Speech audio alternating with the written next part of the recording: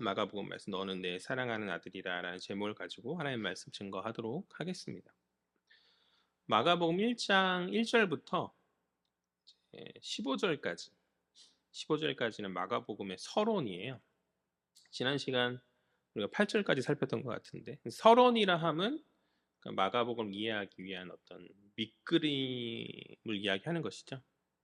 마가복음 전체의 내용들을 이해하기 위한 일종의 밑그림의 작업이 바로 서론인 것인데 그래서 우리가 이 서론 내용들을 주요하게 살필 필요가 있는 거죠. 지난 시간 8절까지 살폈고 오늘 이제 90, 11절 살필 것이고 그리고 이제 다음 주에 이제 15절까지 살피면 이제 마가복음의 서론의 부분은 마무리가 되는 거죠. 지난 시간 내용들을 좀 다시 한번 이야기하자면 처음 이사야의 글로 시작한 마가복음, 그러니까 이사야의 글이라고 하였지만 실제로는 출애굽기와 이사야서와 이제 말라기의 병합 구절이었던 거죠. 이 구절들은 각각 통하는 맥락들이 있는데 그것이 무엇이라 이야기하였죠? 그것은 출애굽이었다. 출애굽. 마가는 자신의 글의 서두에 자유와 해방의 그 출애굽의 이미지를 언급함으로 말미암아서 이제 계시되었던 새 출애굽이 시작되었음을 선언하고 있는 것이다라고 우리가 지난 시간 살폈었죠. 그리고 자연스럽게 독자들의 시각을 광야로 요단강으로 옮기면서 그곳에서 말라기서에서 예언된 종말의 엘리야 누구죠? 바로 세례 요한을 주목함 가운데 이제 이야기하고 있다. 세례 요한은 새 출애굽을 알리는 그러한 준비하는 자였고 특별히 그가 요단강에서 행한 사역이 무엇이었죠? 지난 시간에 우리가 살폈는데 세례잖아요. 세례. 어떠한 세례였죠? 죄사함의 세례다. 물로 하는 세례죠. 물로 하는 세례인데 맞습니다. 틀렸다는 게 물로 하는 세례 맞는데 이제 그의 세례를 사람들이 세례는 물로 주는 거니까 물로 하는 세례 맞고요. 물로 하는 세례인데 사람들이 말하기를 죄사함의 세례다라고 이야기했었잖아요. 원래 세례는 이방인들이 유대교를 개종할 때는 하는 그러한 것이거든요. 그런데 이제 세례 요한이 이스라엘 백성에게 너희도 세례를 받으라 그렇게 요구한 거죠. 왜 그렇게 요구하였다고 했어요? 이방인이 유대인으로 처음 개종할 때 그 마음가짐처럼 너희 역시 겸손하게 하나님 앞에서 죄를 이렇게 회개하면서 그렇게 나아오는 어떤 첫 마음 그러한 태도를 요구한 것이 아니겠는가. 비록 그의 세례가 죄사함의 세례다라고 불려지긴 하지만 그가 주는 세례 자체가 죄를 사하는 능력이 되었던 것은 아니죠. 일종의 상징인 것이죠. 그가 주는 물세례는 죄를 사하는 능력이 아닌 일종의 상징인 것이고 정말 죄를 사하는 능력이 되는 세례는 무엇이죠? 바로 예, 그렇죠. 성령 세례다. 바로 주님이 가져오실 성령 세례. 그러니까 요한이 이제 준비하고 예비하고 이후에 오실 이가 가져올 그러니까 주님 그리스도 주님이시죠. 주님이 가져오실 성령 세례가 바로 그 능력의 세례인 것이죠. 세례 요한은 그를 추종하는 수많은 사람들 앞에서 이것을 분명히 하죠. 이것을 분명히 합니다. 자신은 이후에 오실 분을 위한 예비자일 뿐이고 뭐라고 얘기해요? 나보다 능력 많으신 이가 있다. 나보다 능력 많은 신이가 있다. 자신은 물로 세례를 주지만 이후에 오실 분은 성령으로 세례를 주실 것이다. 그러니까 자신은 그의 신발끈을 풀기도 감당하지 못할 그런 비천한 자다라고 요한은 그렇게 많은 사람들의 환호와 그런 어떤 자신의 그 영향력을 다 뒤로 한 채 그렇게 겸손하게 자신을 낮추면서 그렇게 나아갔었던 것이죠. 여기까지 지난 시간에 살폈던 8절까지의 말씀의 내용이었고 이제 이어지는 오늘 살필 이어지는 9절은 곧바로 세례 요한이 이야기하고 있는 그 자신보다 능력 많으신 이 바로 메시아 바로 주님을 마가가 소개하여 주고 있는 거죠. 우리 9절 말씀 볼까요? 진정 죄사함의 세례인 성령 세례를 가져오실 분 바로 그 주님을 이제 마가가 소개시켜주고 있는데 우리 9절 말씀 다 같이 읽겠습니다. 시작. 그때 예수께서 갈릴리 나사렛으로부터 와서 요단강에서 요한에게 세례를 받으시고 아멘. 이 구절에서 우리가 특징적으로 살필 것은 두 가지예요. 하나는 예수가 어디서 오신 분이다? 갈릴리 나사렛에서 오신 분이다. 또 다른 하나는 예수께서 능력 많으신 이잖아요. 그런데 그 예수께서 다른 이스라엘의 수많은 백성들과 마찬가지로 요한의 세례를 받았다라는 것이죠. 먼저 주님이 갈릴리 나사렛에서 오신 분이라는 것을 우리가 살필 때 갈릴리, 특별히 이제 나사렛이라는 공간은 메시아의 출신지로는 기대되지 않았던 그런 장소예요. 왜 그렇죠? 갈릴리는 이스라엘 북쪽에 있는 땅이거든요. 이방인들과 접해 있는 그런 땅이고 그것을 이방의 갈릴리다라고 사람들이 부를 정도로 이스라엘의 중심에서는 한참 벗어난 그런 공간이자 특별히 그곳에서의 나사렛은 완전 촌동네, 갈릴리 안에서도 볼품없는 구석에 있는 그런 촌동네였단 말이죠. 그러니까 앞서서 자신보다 능력 많으신 이를 언급한 요한의 그 어떤 기대감이 무색하게 요한 이후 곧바로 오시는 그 예수의 어떠한 배경은 그들이 일반적인 어떤 기대를 깨는 그러한 배경이었다라는 것이죠. 저는 이것에 의미가 있다라고 생각합니다. 그들의 기대에 그들을 구원할 메시아는 저기 어디 사대문에 있던지 사대문에서 오시던지 아니면 뭐 강남 요즘에 천당 밑에 분당이라고 그런 곳에서 이제 털을 잡고 시작하시면서 그렇게 뭔가 사람들의 생각들이 보통 그렇잖아요. 그렇죠?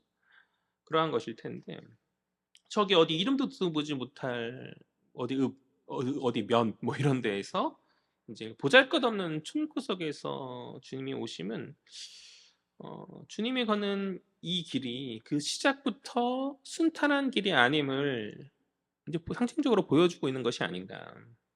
그 길은 어떠한 길이죠? 바로 겸손과 낮아짐의 길인 것이죠.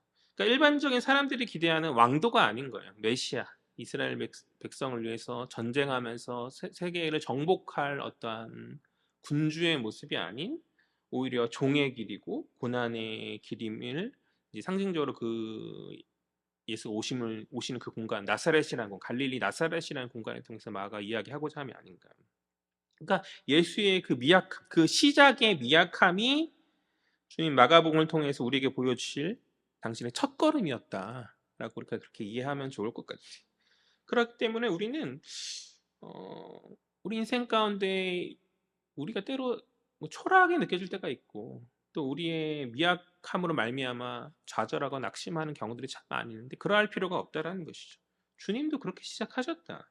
어쩌면 우리의 그런 상황이 어떤 미약하고 부족한 그런 상황들이 주님 가셨던 그 고난의 길을 더 가까이 이해하고 어, 주님 가셨던 그 길을 걷는 것이다라고 말할 수 있지 않겠는가라는 생각을 하게 되거든요.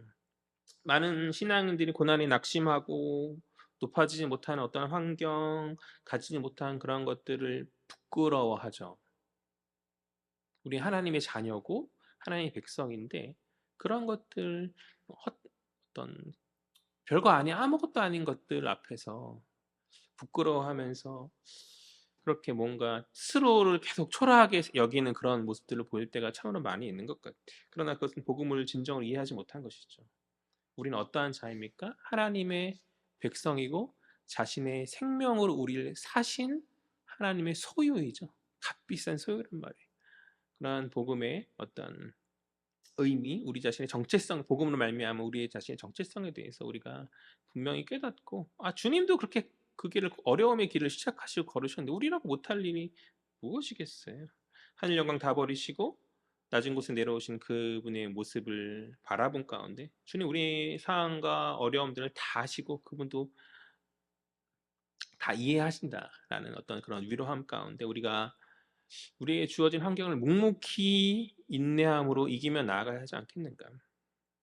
주가 가신 그 겸손의 길, 그 낮아짐의 길을 걸어야 할 믿음의 사람들이 자신의 약함을 부끄러워하고 그 약함 앞에서 좌절하고 낙심해서는 안 된다는 것이죠. 내 인생의 고난과 또 그로 말미암은 어떤 약함 그리고 그 시작의 미약함이 주님 가셨던 그 길이라면 우리 역시 주저할 필요가 없다. 그렇게 이해하면 좋을 것 같아요. 다음으로 예수께서 세례 요한의 세례를 받으셨다라는 부분을 우리가 살필 때 마가복음을 읽는 우리 같은 독자들에게 사실 이 세례를 받으셨다라는 것은 메시아이신 그분이 자칫 요한보다 열등한 존재로 인식될 우려가 있는 것이잖아요. 왜요? 예수께서 세례를 주셔야 할 분이지 세례를 받으실 분이 아니지 않습니까? 그렇잖아요. 왜 예수께서 세례를 받으시지? 나보다 더 능력 많으니 뛰어난 이다라고 요한이 바로 직전에 이야기하였었는데 바로 예수님이 등장하자마자 내가 바로 그다라고 말씀하시면서 그 자리에서 성령 세례를 막 베푸는 엄청난 어떤 뜨거운 어떤 무언가를 보여주심이 우리가 생각하는 자연스러운 모습이잖아요. 우리가 기대하는 그런 모습들이고. 그런데 예수께서 그렇게 하지 않으시죠. 오히려 요한에게 세례를 받으시는 것이죠. 또 요한의 세례를 제가 아까 어떠한 세례라고 했죠? 물 세례인데 어떠한 세례죠?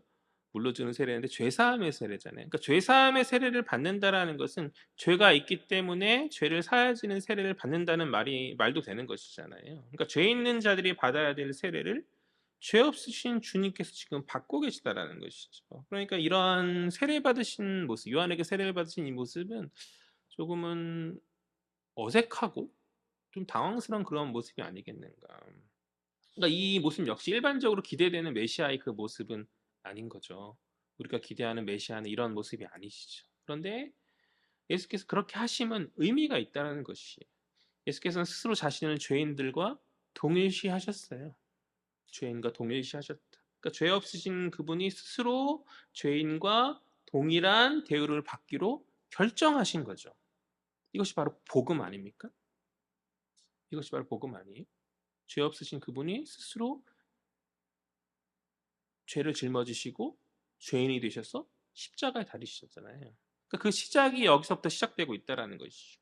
그러니까 대속의 맥락에서 이 구절을 요한의 세례를 받는 것을 대속의 맥락에서 우리가 이해해야 돼요. 대속이라 하면 값을 주고 사는 거죠. 그러니까 예수께서 이 땅에 오신 목적이 바로 그것인데, 죄인인 자기 백성을 자기의 목숨값으로 사시기 위해서 주님이 이 땅에 오셨단 말이에요. 그러니까 예수께서 이러한 대속의 사역을 감당하기 위해서 이후에 있어 십자가 대속의 그 고난을 염두에 두시고 지금 죄인과 자신을 동일시하고 계신 것이다 라고 우리가 그렇게 이해하면 될 것 같습니다. 아무튼 죄 없으신 그분이 마지막 십자가 위에서 죄인들의 대표로 하나님 아버지, 하늘 아버지께 외면받으시고 끝내 대속의 값을 다 치르시잖아요. 그것이 우리가 기독교가 고백하는 복음의 핵심 아니겠습니까? 그러니까 오늘 요한 앞에 죄인들과 자신을 동일시하고 낮추시는 그 모습 자체가 바로 그 고난의 길, 그 십자가 길의 바로 시작이다 라고 우리가 그렇게 이해하면 될 것 같습니다. 이 역시 주님의 겸손과 낮아짐의 모습이 아닐 수 없는 것이죠. 그러니까 마가의 강조는 종의 주님이에요. 사복음서가 각각의 강조점이 있거든요. 근데 마가복음에서 이야기하는 주님의 어떤 방점은 종으로 오신 주님, 고난 받으시는 주님, 어떤 일반적인 유대인이 기대했던 그런 메시아가 승리의 다윗과 같은 전쟁에서 능한 그런 왕이 아닌 그런 메시아가 아니라 어, 특별함이죠. 비범함이고 낮아짐과 겸손과 종으로서의 어떠한 그런 고난 가운데 백성들을 구원하실 그러한 메시아의 모습이었다. 세례 요한 앞에서 죄인들이 받는 그 세례를 받는 그것이 그 고난받는 주님의 그 어떤 모습을 잘 드러내주긴 한 장면이라는 것이죠. 저는 믿는 자로서 복음으로 말미암아서 억울한 일들을 우리가 많이 당해야 된다라고 생각해요. 신앙생활을 제대로 하고 있으면 그런 일들을 많이 당할 수밖에 없어요. 복음으로 말미암아 신앙생활을 함으로 말미암아 뭐 가정에서 핍박을 당한다든지 옛날 어머니들은 많이 그랬잖아요. 제사 때마다 난리가 나고 막 그랬잖아요. 또 사회에서 나갔을 때 내가 믿는 자라는 것으로 말미암아 더 양보하고 손해보고, 그러니까 복음으로 말미암아 무언가 억울하고 손해보는 그런 일들이 많은 것이 저는 자연스러운 것이라고 생각합니다. 오히려 그러한 것이 없다는 것이 내 신앙에 문제가 있는 거죠. 아무하고도 부딪히지 않고 나만 하나님 앞에서 어디 산에서 뭐 기도만 하고 있든지 그렇기 때문에 문제가 없는 건 아니겠어요. 사람과 세상에서, 그러니까 우리가 구원받은 백성으로 하나님 나라에 살지만 동일하게 이 땅 안에서 땅을 버타면서 걸어가고 있잖아요. 사람들과 부대끼며 살아가는 가운데서 우리가 복음을 들고 설 때 억울한 일을 당할 수밖에 없는 그런 상황에 우리가 놓여져 있는 것이거든요. 그것이 없다는 것은 복음적 삶을 살지 않기 때문이다. 그러니까 당신의 백성을 위해서 아무 죄 없으신 주님이 그러니까 주님이 죄인과 같은 대우를 받으시고 끝내 십자가 형벌을 주셨죠. 그보다 억울할 일이 어디 있어요? 아무 죄 없으신 그분이 십자가 형벌을 주셨단 말이죠. 그런데 우리가 그것을 못할 이유가 뭐겠냐는 것이죠. 복음 때문에 억울한 일 당하면 하나님, 제가 이렇게 하나님 섬기는데 왜 이렇게 억울한 일을 당하고 왜 손해를 봅니까? 라고 따지기 전에 주님이 먼저 그렇게 당하셨지. 나도 이제 주님의 길을 가는구나. 나도 이제 본격적으로 제대로 된 신앙인의 길을 걸어가고 있는구나라는 그런 어떤 깨달음과 그런 중심이 우리 가운데 먼저 있어야 된다고 생각해요. 저는 손해보기를 주저하고 뭔가 두려워하지 마십시오. 그것이 자연스러운 신앙인의 그러한 고난이 마땅한 신앙인의 길 가운데 임하여질 그런 자연스러운 귀결이다. 그렇게 이해하면 좋을 것 같아요. 그러니까 주의 길은 무언가 계산하고 따지면 갈 수 없는 길이죠. 철저하게 손해보고 내 것을 다 내어놓아야 생명을 던지신 주님을 우리가 조금 닮는 것이 아니겠는가. 억울해하지 마라. 세상에서 억울해하지 말고 또 교회 공동체 안에서도 왜 이리 성도와 성도들 사람과 사람 사이에서 억울한 일들이 많이 있는지 주님 다 내려놓으시고 자기 주장하지 않으셨는데 나 억울하다. 내가 왜 너희들 때문에 이렇게 고통을 당하고 왜 채찍질 당하고 왜 못 박히고 왜 피를 흘려야 되냐. 주님 그렇게 말씀하지 않으셨잖아요. 근데 우리는 교회 공동체 안에서 나 억울하다. 저 누구누구 아무개 성도 때문에 내가 한 것도 아닌데 큰 소리 치면서 저 누구누구 누구 애 때문에 내가 왜 이렇게 교회에서 그래야 되냐. 그런 이야기 할 필요 없다는 거죠. 조금 억울하고 손해보더라도 주님 다 아시니. 주님 다 아시니. 주님 몸소 경험하셨던 그 누구보다 잘 나도 잘한다. 주님 말씀하시잖아요. 그 위로의 말 앞에 우리가 정말 다른 중심들을 좀 보여야 되지 않을까. 교회 안에 자기 주장들이 다 사라지고 오직 주님의 마음, 예수가 우리를 사랑하셔서 그렇게 낮아지고 그렇게 낮은 길로 우리를 섬기시 자기 희생의 삶을 살았던 그 마음, 그 중심을 우리 믿는 자들이 좀 따라가야 닮아가야지 하지 않겠는가. 저는 그렇게 믿습니다. 어, 교회 공동체 안에 지체들 가운데 뭐 큰 교회에 가야지만 무언가 대단한 것을 얻는다라고 생각하는 성도들이 때로 있어요.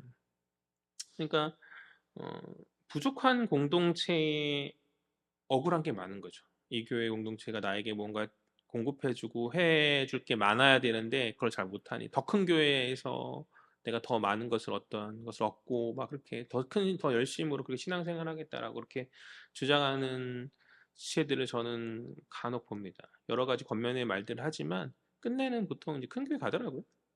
유명하고 이름 있는 그런 교회들 가곤 하더라고요.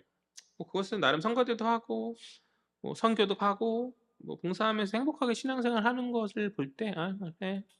자기가 맞는 교회가 있나 보다라고 하면서 저는 이렇게 그냥 넘어가곤 하는데 그러나 저는 부족한 공간에서 부족하고 연약한 공동체의 어떤 부족을 섬겨줌으로 공동체의 그 약함을 채우는 자들을 하나님께 더 기뻐하신다고 저는 믿습니다.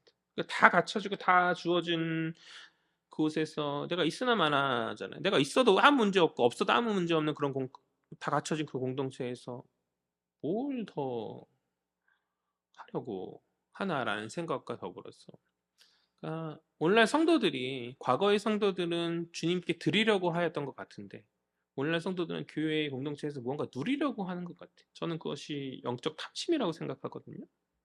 어떤 물질적이고 어떤 뭐랄까 세상의 어떤 그런 것들만이 탐심과 욕심이 아니라 신앙적으로 저는 탐심이 있다고 생각해요. 뭔가 대단한 교회에서 어떤 거창한 그런 것들로 내 어떤 종교적인 어떤 부족한 것들을 채우려는 그런 것들이 저는 종교적 탐심이다. 그냥 주어진 자리에서 내가 자랐던, 내가 배웠던 그 성장시켰던 그곳에서 또 부족함이 있다면 그것을 채우는 섬김이 주님 보시기에 기뻐하시는 것일 텐데 그것을 깨닫지 못한 채 자꾸 무언가 이름 있는 그런 것들을 쫓으면서 나아가는 그런 사람들이 많이 있더라. 또 그 공동체 안에서 여기저기 기도원 쫓아다니면서 기도원에서 가서 기도하는 건 나쁘진 않죠. 또 여기저기 세미나 쫓아다니면서 그렇게 하는 사람들이 참 많이 있는데 저는 훌륭하신 목사님들 얘기 쫓아다니면서 듣고 뭐 이런 거 그런 열심들 뭐 나쁜 것은 아닌데 그러니까 지금 있는 주어진 어떤 그 작은 것의 소중함을 잘 깨닫지 못하는 것 같다는 안타까움이 있어요. 제가 부족한 설교자지만 주의 말씀을 가지고 전할 때 그것이 하찮지 않다고 저는 믿습니다. 하나님께서 작은 말씀을 가지고 하는 작은 한마디 한마디 가운데에서 받아들이는 성도들의 마음이 잘 열려 있다면 하나님께서 역사하신다고 저는 그렇게 믿거든요. 그러니까 저뿐만이 아니라 교회 공동체에 섬기는 그런 목사님들의 그런 어떤 헌신과 그런 수고 앞에 기쁨으로 그것을 받아들이고 소중하게 여겨야 되는데 많은 성도들이 그렇지 못하다라는 생각을 좀 하게 되어지는 것 같아요. 제 아는 어떤 부목사님이 한번 그런 한탄을 하신 적이 있어요. 교회에서 연예인을 한번 부를 때 연예인 한번 부르면 아주 엄청난 금액을 사용하죠. 그게 이제 그 부목사님이 1년치 연봉인 거죠. 한번 부를 때. 허탈하다라는 이야기들을 목사님이 하시더라고요. 부목사님이 하시더라고요. 그러니까 교회에서 진정 열심과 헌신으로 나아가는 부목사님은 열심히 막 뛰는데 부교육자들은 열심히 뛰는데 사실 한 번 와가지고 한 번 간증한 연예인들은 1년치 사례를 한 번에 하고 가져가는 그런 것이잖아요. 그러니까 뭔가 좀 잘못됐다라는 생각을 저는 좀 하게 되어진 것 같아요. 정말 소중한 것이 사실 우리 가운데 늘 가까이 있는 그것인데, 그러니까 내 교회에 주어진 그 말씀들, 그러한 것들인데 그것을 깨닫지 못한 채 자꾸 쫓아다니고 찾아다녀요. 그리고 어떤 유명한 것들을 연예인들 소리에 귀 기울이고 쫓아다니고 그런 부분들에 있어서 우리 교회와 속한 성도들이 조금 많이 고민하고 성찰해 봐야 될 문제가 아니겠는가라는 생각을 하거든요. 신앙이라는 것은 어떤 무언가 그럴싸한 것이 아니죠. 그럴싸한 것이 아니라 주어진 그 상황 가운데서 하나님 내게 주신 소소한 그런 것들 안에서 하나님 성령 역사 안에서 우리에게 늘 가까이 있는 그런 것들이라고 저는 그렇게 믿습니다. 그런 것들을 잘 기억함으로 주어진 교회에 충성하고 나아갈 수 있는 우리 하나님 지체들 되었으면 좋겠어요. 우리 10절과 11절 말씀 볼까요? 오늘은 세 구절밖에 듣지 않았어요. 10절 11절 다 같이 읽겠습니다. 시작. 곧 물에서 올라오실새 하늘의 갈라짐과 성령이 비둘기같이 자기에게 내려오심을 보시더니 하늘로부터 소리가 나기를 너는 내 사랑하는 아들이라 내가 너를 기뻐하노라 하시니라. 아멘. 이 10절과 11절 사실 오늘 본문 전체가 아주 특별한 본문이 아닐 수 없죠. 굉장히 짧은 구절이긴 한데 왜 그러하죠? 삼일체 전부가 나타나는 그런 구절이잖아요. 그렇죠? 삼일체 안에 성부, 성자, 성령이 동시에 나타나는 아주 특별한 그런 본문인데 먼저 10절을 살펴보면 예수께서 예수께서 성령이 아니라 예수께서 세례를 받으신 가운데 이제 물에서 올라오셨다. 그러니까 물에서 올라오셨다라는 것은 예수가 받으신 그 세례가 침례인 거죠. 우리는 보통 장로교 같은 게 세례 줄 때 이렇게 위에 머리에만 이렇게 물을 주지만 침례교 같은 경우는 이렇게 전체를 빠뜨려서 이렇게 세례를 주잖아요. 그러니까 성경적으로 침례가 어쩌면 더 그쵸? 더 성경적으로 맞는 세례겠다는 생각을 하면서도 사실 뭐 그렇다고 뭐 머리로 준 세례가 뭐 이렇게 문제가 있다 그런 얘기가 아니라 여건과 상황 가운데서 하는 것이니까 어떤 상징적 의미가 있는 것이니까 어쨌든 간에 지금 세례를 받으시고 올라오실 때 이제 성경은 하늘이 갈라졌다라고 이야기하죠. 하늘이 갈라졌다. 여기서 갈라졌다라는 단어는 헬라어로 스키조라는 단어예요. 그러니까 직역하면 찢어졌다라는 그런 단어이거든요. 다른 복음서는 열렸다라고 말하는데 요 마가복음에서는 찢어졌다, 하늘이 갈라졌다 이렇게 이야기하고 있는 것이죠. 그러니까 주님 십자가에 달려 돌아가실 때 이제 예수님 십자가에서 돌아가시고 죽음 이후에 성전 휘장이 어떻게 되죠? 찢어지죠. 예, 동일한 단어예요.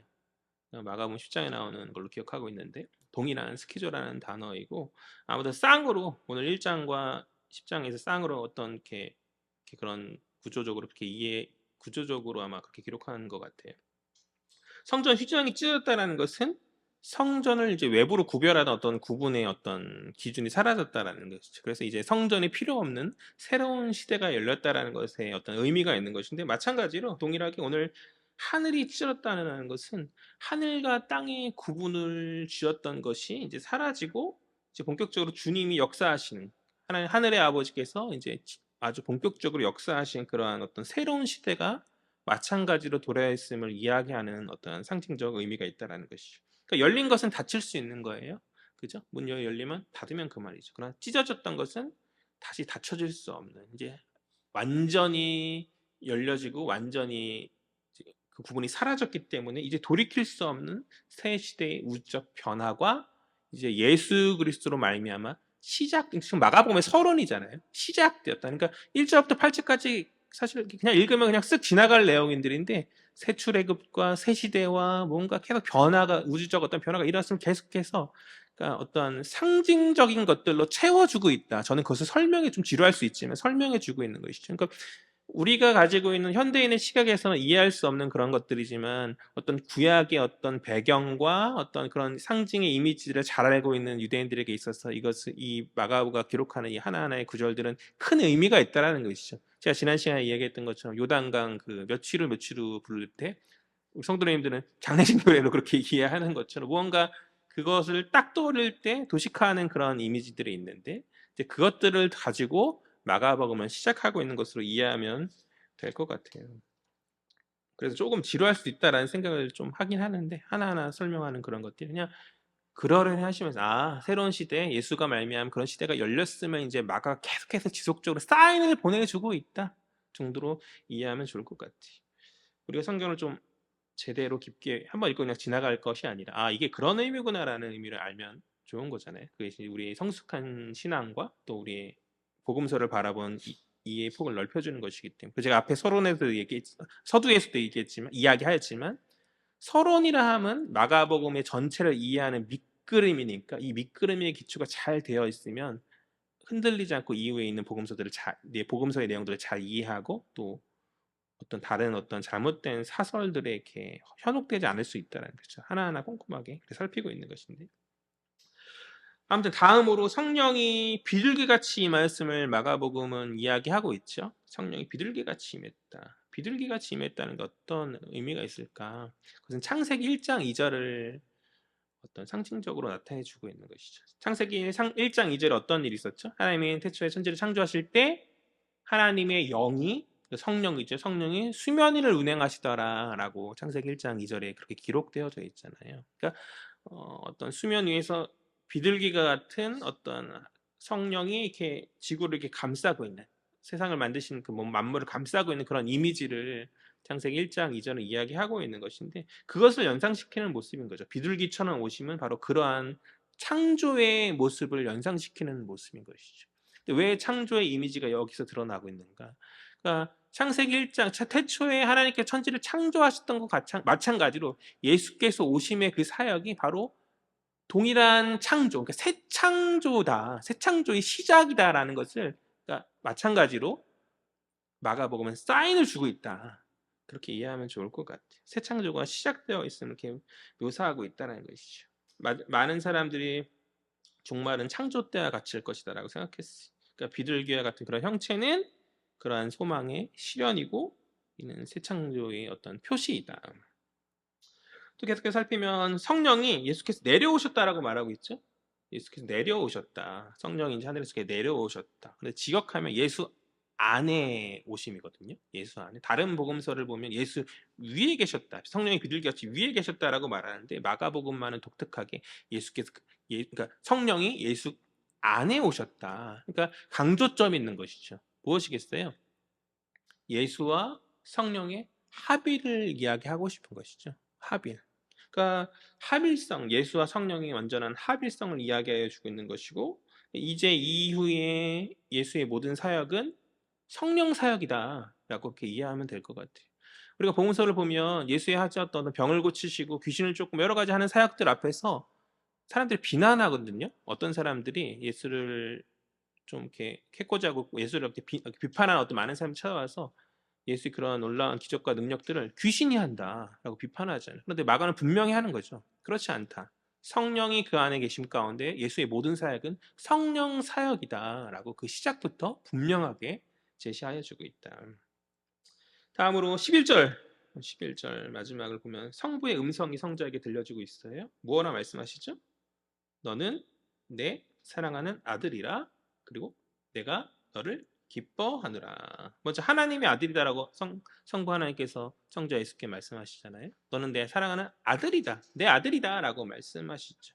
그러니까 하나님의 아들이라는 표현은 너무나 많이 구약 곳곳에서 메시아를 이야기하는 상징이에요. 메시아를. 하나님의 아들은 메시아다라는 의미가 있고 그러니까 이는 하나님께서 예수를 메시아로 예수의 정체성을 메시아로 분명하게 선언하고 있는 그런 장면이다. 그리고 무엇보다도 하나님의 아들이긴 한데 어떠한 아들이다라고 이야기하고 있습니까? 사랑하는 아들이죠. 사랑하는 아들. 사랑하는 아들. 독자. 사랑하는 아들, 독자 하면 떠오르는 인물이 우리가 있지 않나요? 네, 사랑하는 아들, 독자, 뭐 이런 것들 이미지하면. 창세기에 그쵸?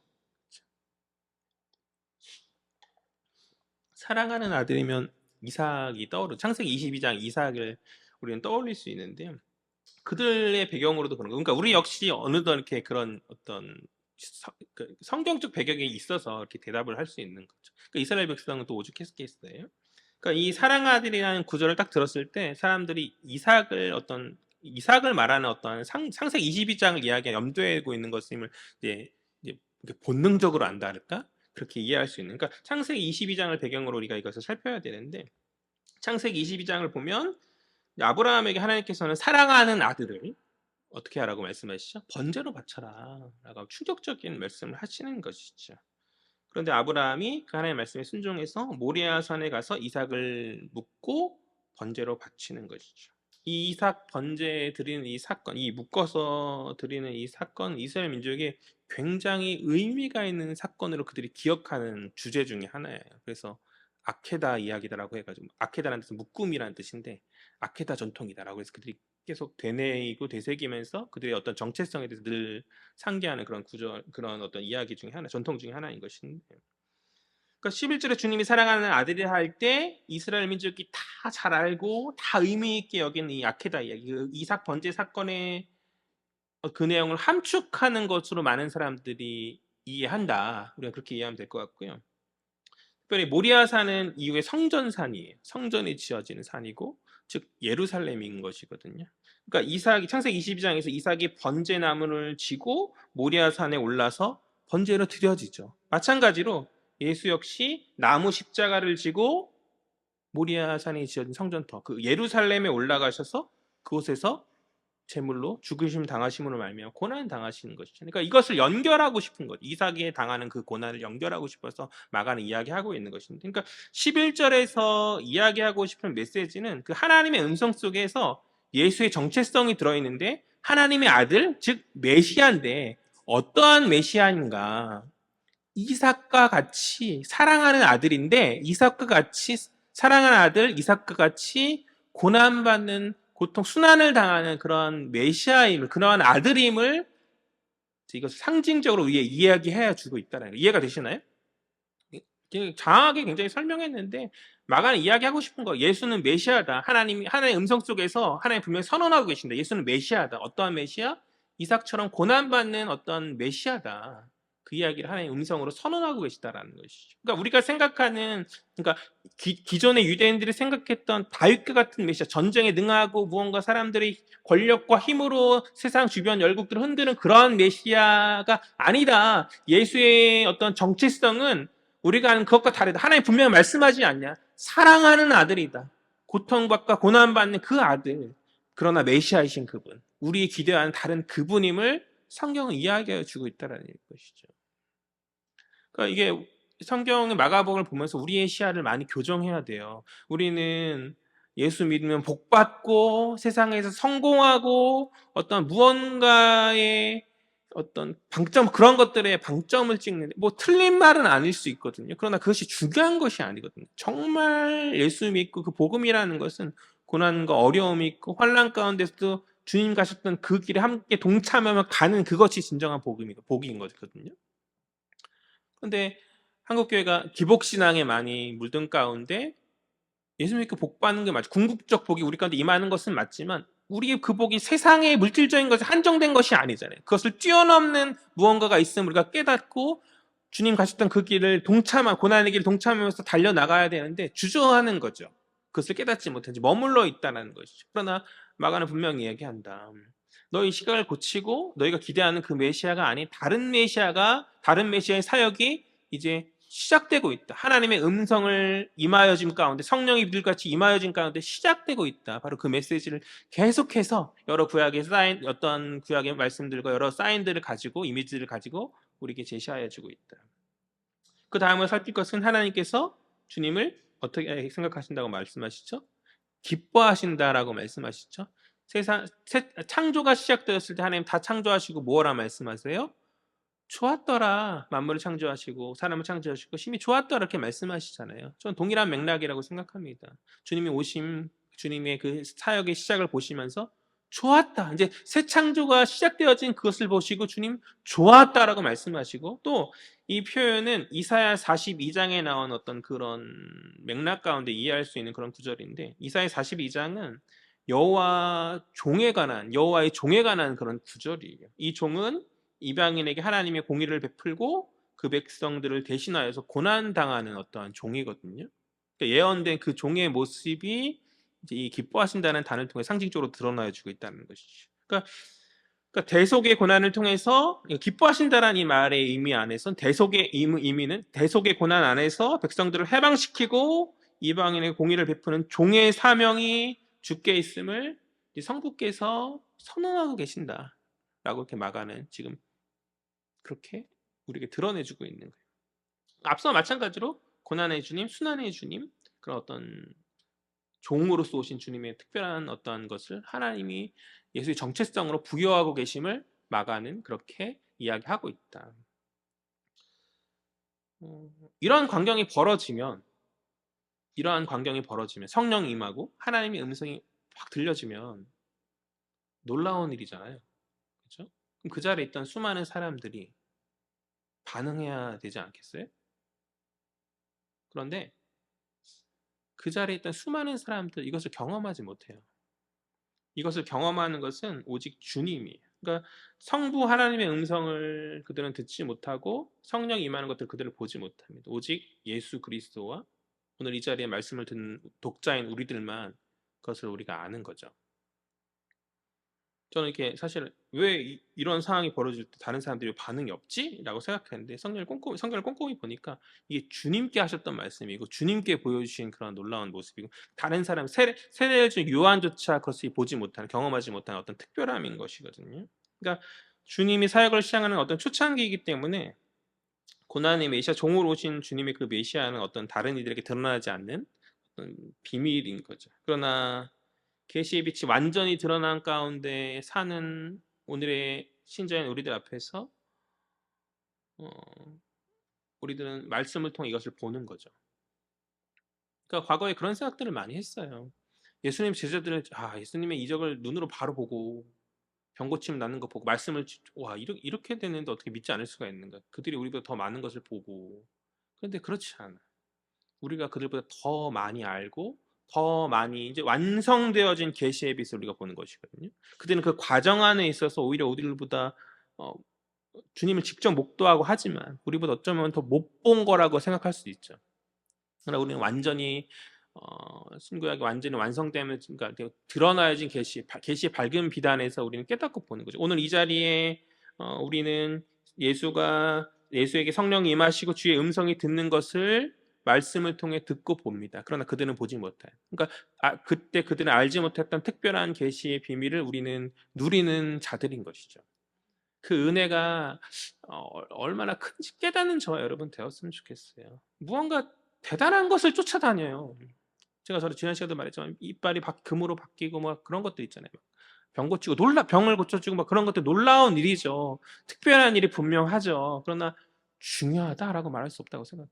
정말 중요한 것은 말씀인 거죠. 주의 말씀 안에 계시가 완전히 드러나는데 자꾸 무언가 특별함을 쫓아다닌다고 계속해서 인생을 허비하지 말라. 이미 우리에게 너무나 소중한 계시 완연한 빛인 성경이 우리 가운데 놓여져 있는데 뭐 다른 것을 쫓아다닙니까?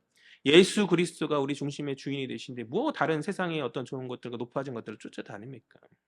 성도는 흔들려서는 안 된다는 것이죠.